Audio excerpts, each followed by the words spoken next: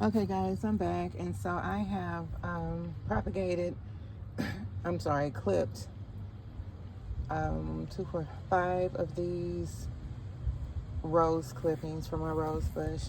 One in the back doesn't have any leaves on it. This one is kind of a young stem. That leaf is probably a little too much, so because it's probably going to need more energy. The more leaves, the more energy is going to be taken from your root system. We need to find balance. Of course, we want the plants to be able to photosynthesize. But anyway, so I'm going to water these in.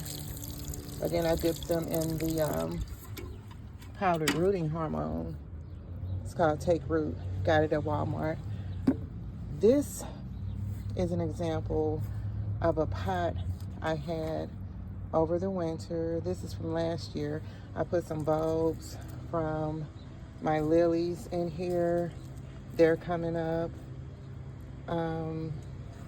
These I think were older than the smaller ones, of course, but they're coming up. And then I put 2 rose bushes in here, 2 clippings from my rose bush in here last year. And they did have a couple of really tiny little pink roses. They were really pretty. So this year I'm expecting them to be healthier, but I'll still probably leave them in this pot. I'll probably end up pulling these small little lilies because they're using some nutrients that the rest of the pot, may need. But if it comes down to it and some has to go, it'll most likely be these little guys because they tend to, anything in a container in a controlled space is only a certain amount of space, nutrients, water, etc. So anyway, that's just a quick lesson on how easy it is to propagate rose bushes. Now, you have to be patient when gardening because to garden is to experiment, but you also have to have a degree of patience. And so that's an example with what my husband is doing over here with these rose bushes. I would like to see them grow and connect at the top, but one is a little bit fuller than the other.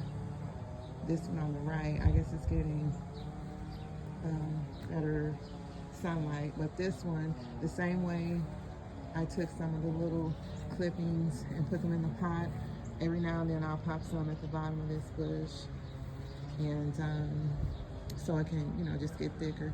And so far they've, taken really well. All right, so that's what it is, y'all. Let's get this season, let's let this be the best season yet.